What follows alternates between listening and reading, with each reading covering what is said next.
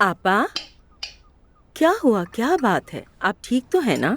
ارے وہ میں نے رات سونے سے پہلے دوا لے لی تھی. بہت اچھی بچی تھی, بہت پیاری بچی ہے, مگر بات بالکل بھی نہیں مانتی. اس سے آپ اچھی لگی ہوں گی.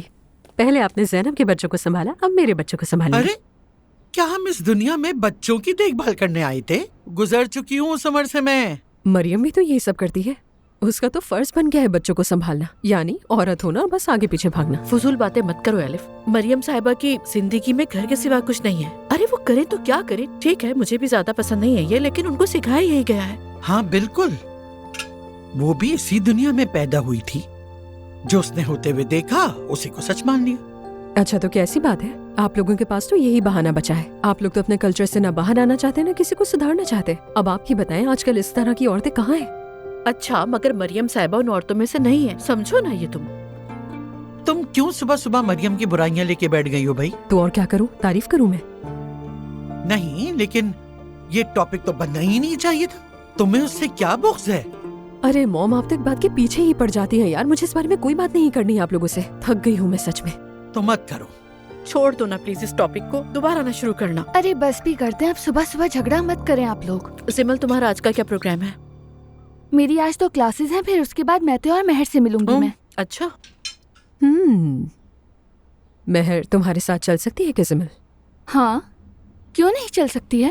میرا مطلب ہے کہ وہ بہت مختلف ہے ہم سب سے. کہیں تم دونوں کے درمیان اختلافات نہ آ جائیں. ہم ان اختلافات کی پرواہ نہیں کرتے خالہ.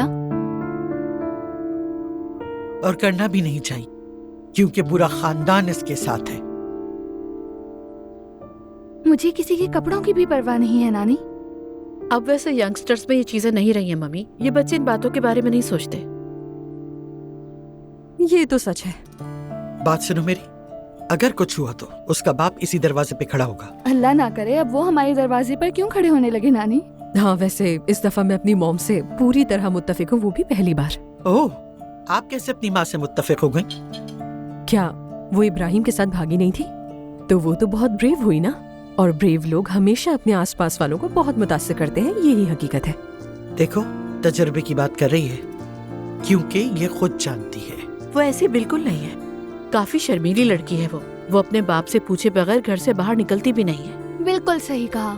اور یہاں تو فضول گفتگو ہو رہی ہے بس. میں نے کہا ہم صرف ملنے والے ہیں اور آپ لوگ نہ جانے کیا کیا باتیں بنانے لگ جاتے ہیں. ٹھیک ہے ہم چپ ہو جاتے ہیں, لیکن دیکھ لینا تم, یہ بات تمہاری نانی کے ذہن میں بیٹھ گئی ہے اور اسی لیے یہ تمہیں نہیں چھوڑنے والی. اب شکریہ خالہ.